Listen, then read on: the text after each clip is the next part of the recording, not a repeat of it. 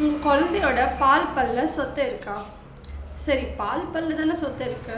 அது கொஞ்ச நாள் விழுந்து நல்ல பல் முளைக்கும் போது இதனால என்ன பிரச்சனை அப்படின்னு நீங்கள் யோசிக்கலாம். பால் பல்ல சொத்தை இருந்துச்சு அப்படின்னா அது அடுத்து வளர போகிற பல்லையும் அஃபெக்ட் பண்ணும். இன்னொரு விஷயம், இப்போ நான் பல்ல எடுத்தாச்சு, ஆனால் அடுத்து வர பல் கொஞ்சம் நாளில் வந்துருச்சுன்னா ஓகே.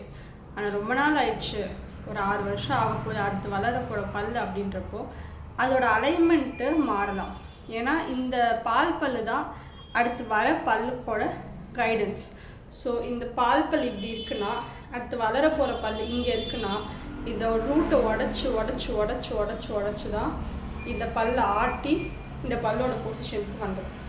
ஆனால் இங்கே பால் பல்லே இல்லை அப்படின்றப்போ இதுக்கு எங்கே போகிறதுன்னு தெரியாமல் முன்னாடி பின்னாடி போய் ஏடாகுடமாக வளர்ந்துடும். ஸோ அதனால் பால் பல் ரொம்ப முக்கியம். சரி, பால் பல் முக்கியம், அதை எப்படி நம்ம காப்பாற்றுறதுனா பல்பெக்டமின்ற ப்ரொசீஜர் யூஸ் பண்ணி நீங்கள் உங்கள் பால் பல்லை காப்பாற்றிக்கலாம். அதுக்கப்புறம் மேலே வந்து ஸ்டெயின்லெஸ் ஸ்டீல் கேப் போட்டுக்கலாம். பல்பெக்டமி ஆர் பல்போட்டமி. ஸோ உங்களுக்கு எது பெஸ்ட்டோ டாக்டர் சொல்லுவாங்க, அதை நீங்கள் பண்ணிவிட்டு உங்களோட பல்லை வந்து சேவ் பண்ணிக்கலாம். தேங்க்யூ.